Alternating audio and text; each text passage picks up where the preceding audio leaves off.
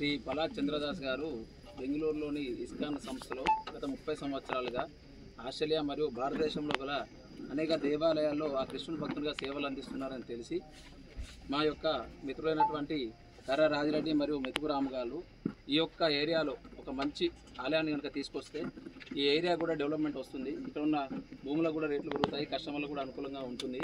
మన హైందవ ధర్మాన్ని కూడా ఇంకా ఉన్నత స్థాయికి తీసుకుపోతున్న ఉద్దేశంతో వారిని సెప్టెంబర్ 9, 2024 రోజున బెంగళూరులో కలవడం జరిగింది. మాకు ఒక సైట్ ఉందండి, మీరు కనుక వచ్చి ఇక్కడ ఏదైనా టెంపుల్ కట్టేటటువంటి ఆలోచన కనుక చేస్తే మాకు ఉపయోగపడుతుంది. చాలామంది కృష్ణ భక్తులు ఇక్కడ ఉన్నారని వారిని కలవగా వారి ఆహ్వానం మేరకు స్వామీజీ గారు ఆ రోజు వచ్చి ఈ యొక్క సైటును చూసి ఇది పూర్తిగా ఆలయ నిర్మాణానికి అనుకూలంగా ఉంది అని నిర్ధారించి దానికి సంబంధించి ఒక 5 ఎకరాలు కనుక మీరు మాకు ఇచ్చినట్లయితే దానికి సంబంధించిన పూర్తి నిర్మాణం అద్భుతంగా చేయవచ్చని వారు మాకు వారి యొక్క రిక్వెస్ట్ని తెలిపినారు. దానికి వీరు కృష్ణుని మీద ఉన్నటువంటి భక్తితో గొప్ప మనసుతో 5 ఎకరాలు రిజిస్ట్రేషన్ కూడా చేయడం జరిగింది. ఈ 5 ఎకరాలలో భాగంగా వేదిక ఎడ్యుకేషన్ సెంటర్ ఒకటి, గోశాల మరియు 5 రకాల ఆలయ నిర్మాణాలు, కృష్ణ బలరామ మందిరం, రాధాకృష్ణ మందిరం, గౌరంగ మందిరం, శ్రీనివాస గోవింద మందిరం, హనుమాన్ గరుడ మందిరం ఇత్యాది నిర్మాణాలతో పాటు ఇంకా అదనంగా ఏదైతే నిర్మాణాలు చేపడతామని చెప్పేసి వారు ఇరువురు కూడా అంగీకారం తీసుకోవడం జరిగింది.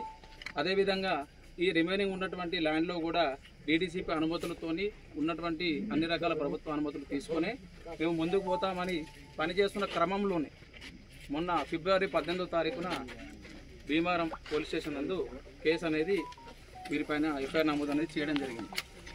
కానీ మొన్న 16 ఏప్రిల్ 2025 రోజున పోలీసు వారు పూర్తిగా పరిశీలించి నివేదికను కోర్టులో సమర్పించి ఈ యొక్క భూమిపై కానీ ఈ యొక్క టెంపుల్పై కానీ ఎటువంటి అలిగేషన్స్ అనేది ఏదైతే వేశారో అదంతా అబద్ధము, ఎటువంటి సాక్ష్యాధారాలు లేనందున దీనిని ఫైనల్ రిపోర్ట్ కూడా ఇవ్వడం జరిగింది.